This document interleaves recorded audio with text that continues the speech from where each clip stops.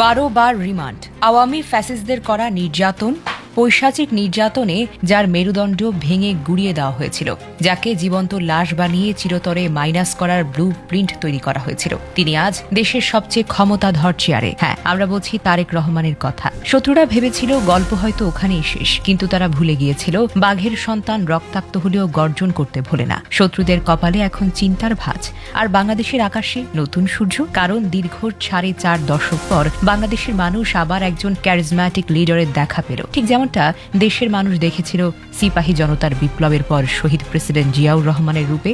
তো যে কথা বলে তারেক রহমান তা আবারও প্রমাণ করলেন, যার এক ইশারায় আজ কাঁপছে আঞ্চলিক ভূ রাজনীতি। সাধারণ মানুষ বলেন এটা বাংলাদেশের সৌভাগ্য, আর শত্রুদের চরম দুর্ভাগ্য। কিন্তু কিভাবে ঘটল এই অলৌকিক কামব্যাক? কোন জাদুতে প্রথম বিদেশ সফরেই বিশ্ব নেতাদের বশ করলেন তারেক রহমান? পুরো গল্পটা জানতে ভিডিওটা শেষ পর্যন্ত দেখতে থাকুন। প্রধানমন্ত্রী হিসেবে দায়িত্ব নেওয়ার পর তারেক রহমান প্রথম সফরে এসে বেছে নিলেন মালয়েশিয়াকে, আর সেখানেই ঘটল সেই ঐতিহাসিক ঘটনা যা দেখে আন্তর্জাতিক বিশ্লেষকদের চোখ তো চড়ক গাছ। পুত্রজায়ার পেরদানা পুত্রা ভবনে যখন বাংলাদেশের প্রধানমন্ত্রী পা রাখলেন, তখন মালয়েশিয়ার প্রধানমন্ত্রী আনোয়ার ইব্রাহিম প্রোটোকলের তোয়াক্কা না করে নিজে ছুটে এলেন। শুধুই কি প্রোটোকল না, আনোয়ার ইব্রাহিম তারেক রহমানের ব্যক্তিত্বে এতটাই মুগ্ধ হলেন যে তাদের অফিসিয়াল ফুটেজে ব্যাকগ্রাউন্ড মিউজিক হিসেবে জুড়ে দেওয়া হলো বাংলাদেশের পপ আইকন হাবিব ওয়াহিদের গাওয়া সেই বিখ্যাত গান আবার বন্ধু মহা জাদু জানে। এক রাষ্ট্রপ্রধান আরেক রাষ্ট্রপ্রধানকে গানে গানে জাদুকর বলে আখ্যা দিচ্ছেন। বিশ্ব কূটনীতির ইতিহাসে এমন ঘটনা বিরল।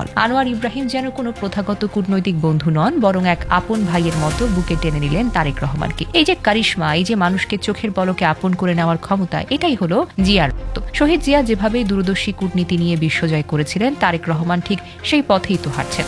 আলোচনার টেবিলে কেবল ভদ্রতার খাতিরে চা বিস্কুট খাওয়া হয়নি, হয়েছে খাঁটি লাভ ক্ষতির হিসেব। 2027 সালের মধ্যে মুক্ত বাণিজ্য চুক্তি ও প্রবাসী শ্রমিকদের বাজার পুনরায় উন্মুক্ত করা এবং আটকে পড়া বাংলাদেশিদের বৈধতা দেওয়ার মতো বড় বড় সিদ্ধান্ত এসেছে এই এক সফর থেকে। আনোয়ার ইব্রাহিম স্পষ্ট করে বার্তা দিয়েছেন, মালয়েশিয়া এখন থেকে বাংলাদেশের যে কোনো সংকটে জান প্রাণ দিয়ে পাশে থাকবে। তারেক রহমানের এই সফরের মূল চমক কিন্তু শুধু হাত মেলানো বা চুক্তি সইয়ের মধ্যেই সীমাবদ্ধ ছিল না, বরং এর পেছনে ছিল বাংলাদেশের অর্থনীতিকে এক ধাক্কায় স্বাবলম্বী করার এক সুদূর প্রসারী মাস্টার প্ল্যান। মালয়েশিয়ার বাজারে দীর্ঘদিন যে সিন্ডিকেট আর অনিয়ম প্রবাসীদের রক্ত চুষে খাচ্ছিল, কুয়ালা লামপুরে বসেই সেই সিন্ডিকেট ভেঙে গুড়িয়ে দেওয়ার চূড়ান্ত রূপরেখা তৈরি করেছেন তিনি। হুন্ডি ব্যবসার চিরতরে অবসান ঘটিয়ে কিভাবে ব্যাংকিং চ্যানেলে রেমিটেন্সের বন্যা বইয়ে দেওয়া যায়, সেই নতুন রোডম্যাপ এখন প্রস্তুত। মালয়েশিয়ার সেমিকন্ডাক্টর ও ডিজিটাল ইকোনমিতে বাংলাদেশের আইটি গ্র্যাজুয়েটদের জন্য উচ্চ বেতনের চাকরির যে বিশাল দুয়ার খুলছে, তা দেশের রিজার্ভ সংকটকে চিরতরে দূর করবে। সমালোচকরা ভেবেছেন তিনি হয়তো শুধু রাজনৈতিক বক্তব্য দেন, কিন্তু তারেক রহমান প্রমাণ করলেন তিনি শুধু একজন পলিটিশিয়ান নন, বরং বাংলাদেশের অর্থনৈতিক মুক্তির এক দূরদর্শী স্থপতি। এই সফরের সবচেয়ে স্ট্রাইকিং পার্ট কোনটা জানেন? আলোচনার মাঝখানেই তারেক রহমান মনে করিয়ে দিলেন তার পারিবারিক উত্তরাধিকারের কথা। 1979 সালে তার পিতা শহীদ প্রেসিডেন্ট জিয়াউর রহমান মালয়েশিয়ার সাথে যে সম্পর্কের বীজ বপন করেছিলেন, 1993 সালে তার মাতা বেগম খালেদা জিয়া সেই সম্পর্ককে এক বিশাল বৃক্ষে পরিণত করেন। আর 2026 সালে এসে পুত্র তারেক রহমান সেই সম্পর্কের ফসল ঘরে তুলেছেন। আর এই দৃশ্য দেখে দিল্লির সাউথ ব্লকে যেন সুনামি বয়ে যায়। কেন? কারণ তারেক রহমান ক্ষমতায় এসে স্পষ্ট করে বলে দিয়েছেন সবার আগে বাংলাদেশ। তিনি দিল্লির দিকে তাকিয়ে ভয় পান না, বরং চোখে চোখ রেখে কথা বলেন। প্রথম সফরেই ভারতকে বাদ দিয়ে মালয়েশিয়া আর চীনকে বেছে নেওয়াটা মোটেও কোনো কাকতালীয় ঘটনা নয়, এটি একটি স্ট্র্যাটেজিক মাস্টার স্ট্রোক। অনেকেই মনে করেন লন্ডনে কাটানো দীর্ঘ 1.5 দশক ছিল তারেক রহমানের রাজনৈতিক নির্বাসন, কিন্তু সত্যটা হলো এই দীর্ঘ সময় তিনি মোটেও হাত গুটিয়ে বসেছিলেন না। লন্ডনের মাটিতে বসে তিনি ব্রিটিশ পার্লামেন্ট থেকে শুরু করে ইউরোপীয় ইউনিয়ন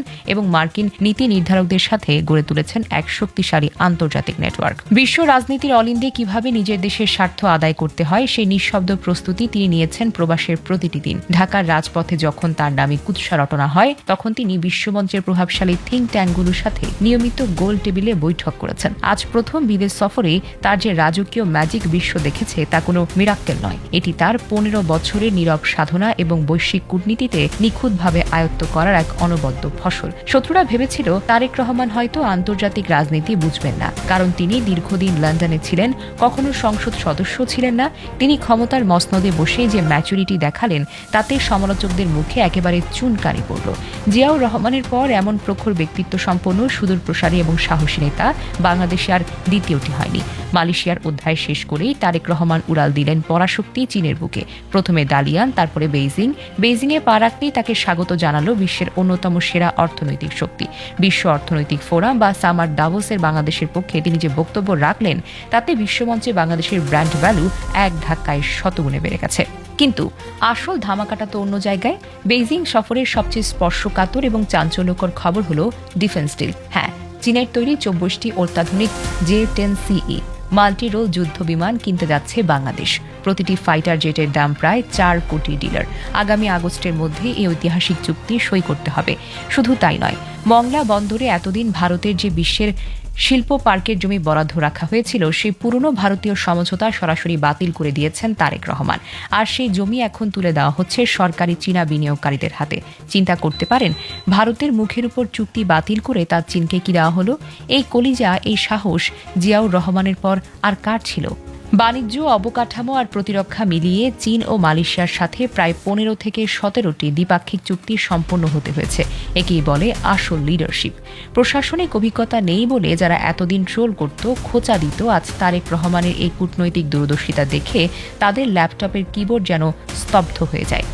একটা মাত্র বিদেশ সফরেই তিনি একাধারে প্রতিরক্ষা, বাণিজ্য, অবকাঠামো আর ভূ রাজনীতি, এই 4টি স্পর্শকাতর ক্ষেত্রকে নিজের নিয়ন্ত্রণে নিয়ে এসেছেন।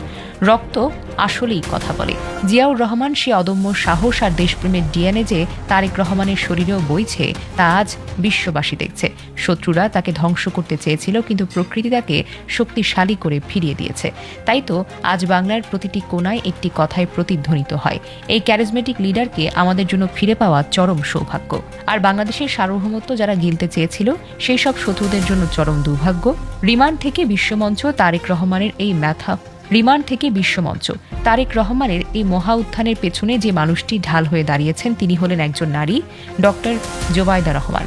1995 সালের BCS পরীক্ষায় প্রথম স্থান অধিকারী এক মেধাবী চিকিৎসক, যিনি চাইলে বিলাসী জীবন কাটাতে পারতেন, কিন্তু তিনি বেছে নিয়েছেন লড়াই। যখন তার স্বামীকে পঙ্গু করে লন্ডনে পাঠিয়ে দেওয়া হলো, তখন তার বেঁচে থাকার আশা ছিল মাত্র 1%। তখন 14 বছরের কন্যা জাইমা রহমানকে বুকে জড়িয়ে এক অসম যুদ্ধে নেমেছিলেন এই লড়াকু নারী। নিজে ডাক্তার হওয়ায় দিন রাত এক করে স্বামীর সেবা করেছেন, কোনো রাষ্ট্রীয় সুবিধা নেননি, কোনো তদারকির ধার ধারেননি। শত্রুরা যখন ঢাকায় বসে হাসাহাসি করছিল, রহমান পরিবার শেষ, তখন লন্ডনের এক সাধারণ ফ্ল্যাটে তৈরি হচ্ছিল 21 শতাব্দীর সবচেয়ে বড় পলিটিক্যাল কামব্যাকের চিত্রনাট্য। সেই ভাঙা মেরুদণ্ডের মানুষটি আজ ফিনিক্স পাখির মতো ছাই থেকে জেগে উঠেছেন।